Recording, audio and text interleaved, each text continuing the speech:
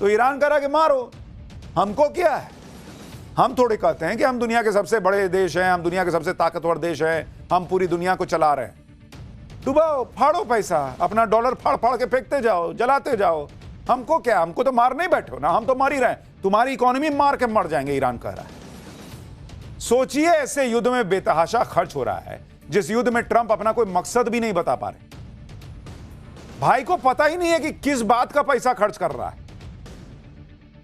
ब्याह में नाच रहे हो कि ऐसे ऐसे ऐसे उड़ा रहे हो, पब्लिक का पैसा उड़ा रहे हो तुम। इसी पर दुनिया भर में ट्रंप की छीछालेदर हो रही है। बड़ी बड़ी मैगजीन और अखबार लिख रहे हैं कि यह ट्रंप का ऑपरेशन एपिक फ्यूरी नहीं है, एपिक फेलियर दिख रहा है। दुनिया की बड़ी मैगजीन इकोनॉमिस्ट ने अपने कवर पेज पर ट्रंप की आंखें बंद किए हुए फोटो दिखाते हुए लिखा कि ऑपरेशन ब्लाइंड फ्यूरी। इसको दिख ही नहीं रहा है कर क्या रहा है ये आदमी। ये सब बातें इसलिए हो रही हैं क्योंकि ट्रंप क्या कह रहे हैं, ट्रंप क्या कर रहे हैं, ये किसी को समझ में नहीं आ रहा और उनको भी नहीं आ रहा है। ट्रंप जिस रूस के तेल से सबसे ज्यादा नफरत करते थे, उस तेल पर दुनिया से कह दिया कि जाओ जाके खरीदो। ईरान के जिस तेल पर अमेरिका ने सैंक्शन लगा रखा था, अब अमेरिका उसके बारे में क्या कह रहा है सुनिएगा, आपका दिमाग हिल जाएगा। कह रहा है कि उस पे से भी सैंक्शन हटा देंगे, जो समुद्र में ईरान का तेल खड़ा है, जहाज में पड़ा है, कह रहा है उस पे से भी सैंक्शन हटा देंगे, वो भी ले लो। क्या हालत हो गई तुम्हारी अमेरिका, क्या हालत हो गई है सोचिए। रूस को मारने चले थे, रूस को मार नहीं पाए। रूस यूक्रेन युद्ध रुकवाने चले थे, वो रोक नहीं पाए।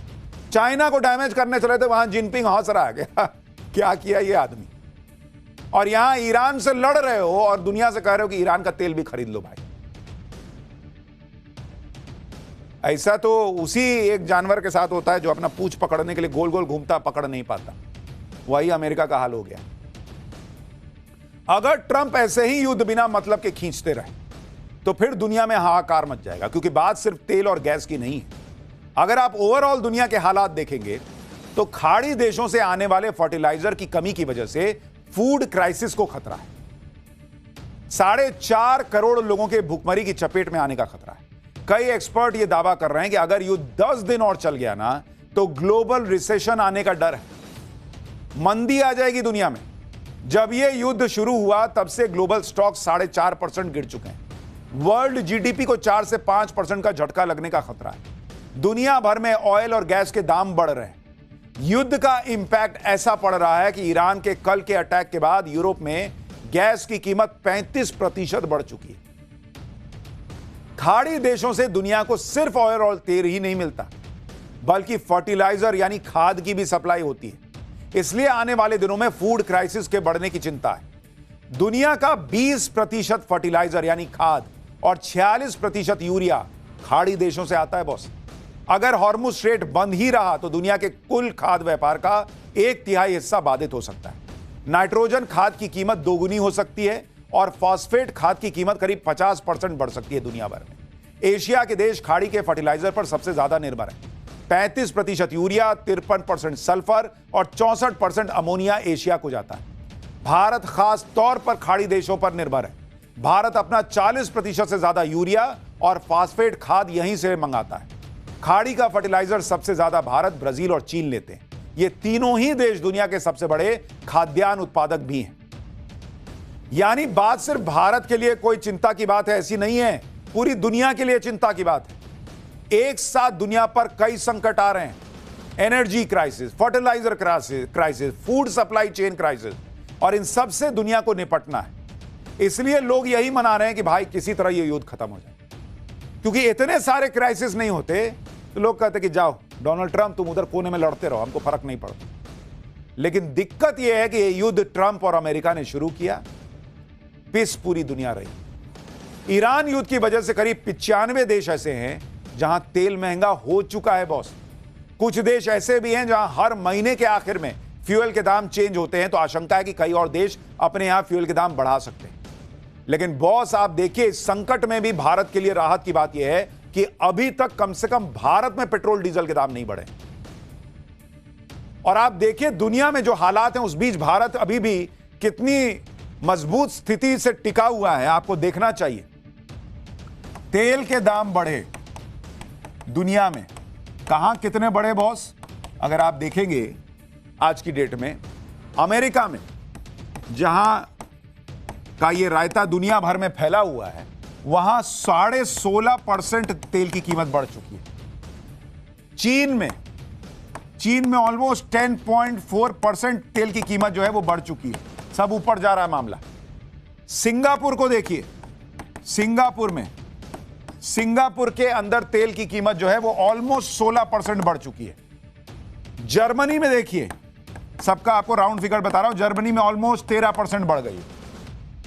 कनाडा में देखिए बॉस, कनाडा में तो ऑलमोस्ट 28% तेल की कीमत बढ़ चुकी। इसी तरह आप फ्रांस में देखिए, फ्रांस के अंदर तेल की कीमत ऑलमोस्ट 6% बढ़ गई है। यह डेटा 23 फरवरी से 11 मार्च के बीच का आपको बढ़ा रहा हूं। लेकिन अगर आप भारत में देखेंगे, आज की डेट में भारत में तेल की कीमत कितनी बढ़ी? 0% बॉस। इकलौता अपना भारत है जो इस युद्ध के संकट के बीच भी टिका हुआ है। लेकिन समस्या यह है कि इतना रायता फैलाइएगा तो कितने दिन चलेगा, क्योंकि हम इतना इंपोर्ट करते हैं, कितने दिन इसको पकड़ के रख पाएंगे। लेकिन दुनिया भर में इंपैक्ट पड़ रहा है। भारत में पेट्रोल डीजल के दाम नहीं बढ़ रहे, लेकिन अगर यह युद्ध ऐसे ही चलता रहेगा तो आगे क्या होगा इसकी कोई गारंटी नहीं है। क्योंकि आप यह भी देखें कि ईरान युद्ध में 2 हफ्ते में ही भारत में एलपीजी को लेकर चिंताजनक स्थिति बन गई। पीएम मोदी इस बात को समझते हैं कि अगर युद्ध और भड़का, एनर्जी हब पर हमले होते रहे तो दुनिया तबाह हो जाएगी। और सबसे बड़ा नुकसान हमारा ही है भाई, भारत का, क्योंकि हम फास्टेस्ट ग्रोइंग इकोनॉमी है। ये जितने चीन, अमेरिका, ये सारे डेवलप्ड कंट्रीज हैं, विकसित राष्ट्र हैं। हम डेवलपिंग नेशन में आते हैं। हम डेवलप्ड कंट्रीज में जाने के लिए लड़ाई लड़ रहे हैं, उसके लिए जद्दोजहद कर रहे हैं। ये हमारा समय है, इसकी बात कर रहे हैं। और उस वक्त ये रायता फैला दिया ट्रंप ने और हम फंस गए बीच में। इसलिए प्रधानमंत्री मोदी ने भारत के हितों को सुरक्षित करने और युद्ध की चिंगारी को ठंडा करने के लिए कूटनीतिक प्रयास तेज किए हैं। कल और आज में पीएम मोदी ने कुवैत, ओमान, जॉर्डन, फ्रांस और मलेशिया के नेताओं से बातचीत की है। पीएम मोदी ने एनर्जी इंफ्रास्ट्रक्चर पर हमले की निंदा की है और तनाव को घटाने की लगातार अपील कर रहे हैं। प्रधानमंत्री मोदी ने डायलॉग और डिप्लोमेसी से शांति और स्थिरता पर जोर दिया है। ओमान के सुल्तान से पीएम मोदी ने स्ट्रेट ऑफ हॉर्मुज पर बात की है। स्ट्रेट ऑफ हॉर्मुज से बिना किसी रुकावट और सुरक्षित आवाजाही पर पीएम मोदी ने जोर दिया है। यानी पीएम मोदी अपनी डिप्लोमेसी के जरिए पूरा जोर लगा रहे हैं कि किसी तरीके से यह युद्ध रुके और भारत और दुनिया जो है वो इससे निकल सके। स्ट्रेट ऑफ हॉर्मुज का खुलना सिर्फ भारत नहीं, दुनिया के लिए जरूरी है।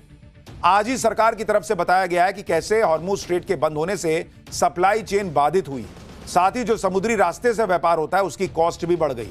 सुनिए एक बार। स्ट्रेट ऑफ हॉर्मुज के क्लोजर से मैरीटाइम लॉजिस्टिक डिस्टर्ब हुए हैं। शिपिंग लाइंस और इंश्योरेंस ने एडिशनल वॉर रिस्क प्रीमियम को बढ़ाया है, वॉर रिस्क सरचार्जेस को बढ़ा दिया और इमरजेंसी कंफ्लिक्ट सरचार्जेस बढ़ गए हैं। लॉन्ग रूट्स की वजह से लॉजिस्टिक कॉस्ट बढ़ी हैं, व्हीकल डाइवर्जन हुए हैं और साथ ही हाई इंश्योरेंस प्रीमियम और कंजेशन एट ट्रांसशिपमेंट हब्स उन पर्टिकुलर पोर्ट्स पर देखा जा रहा है सर।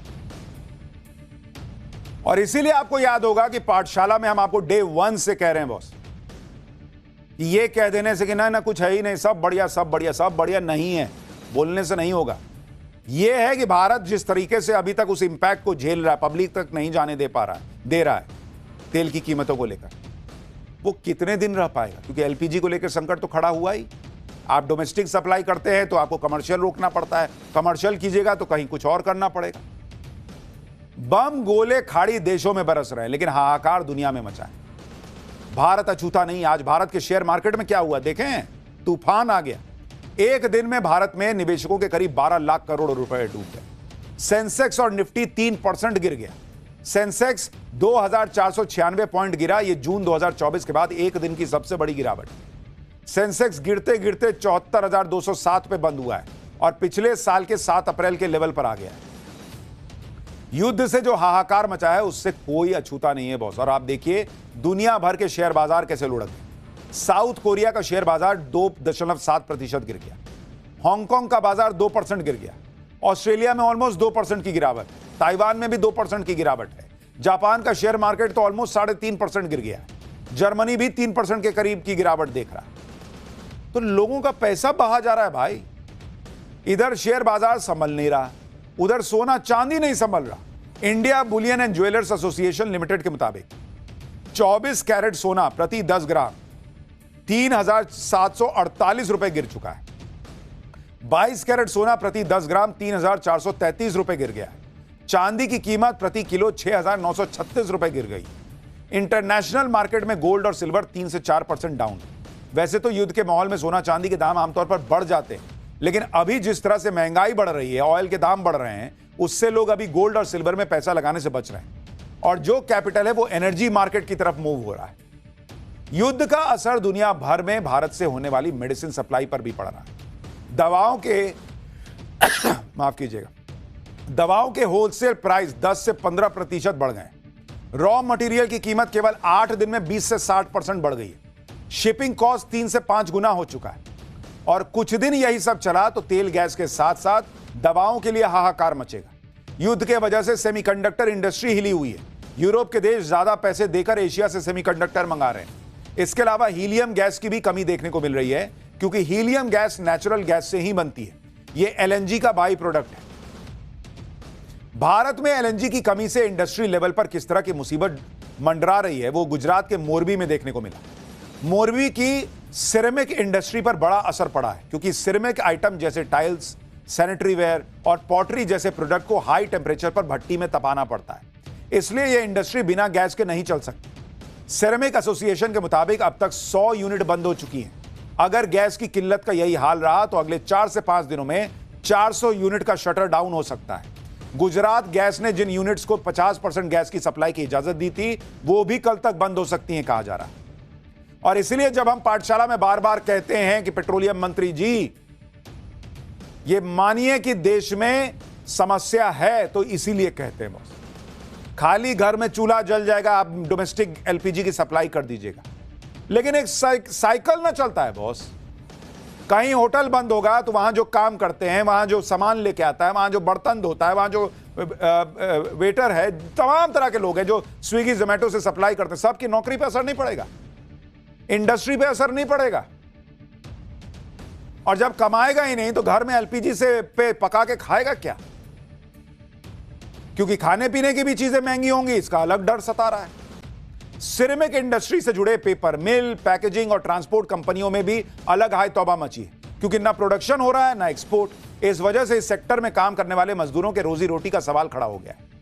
और ये तो एक उदाहरण बता रहा हूं, और ये दुनिया भर में हो रहा है, खाली भारत की बात नहीं है बॉस। ये भारत का पैदा किया हुआ संकट नहीं है, हम फंस गए हैं इसमें, हम फंस गए हैं इसमें, दुनिया फंस गई है इसमें। और उस सन की ट्रम्प की वजह से कब निकल पाएंगे कुछ नहीं कहा जा सकता, क्योंकि उन्हें अपनी इज्जत की पड़ी है। मार खाते हैं, निकलने का रास्ता ढूंढ नहीं पाते हैं, तो सोचते क्या करें कि कैसे निकले। कुछ दिखता नहीं तो और मारने पे आते हैं, और मारते हैं। ईरान कहता है लो हम भी और मारते हैं। ये मारा मारी में हम मर रहे हैं बॉस, क्या कीजिए, चल रहा है।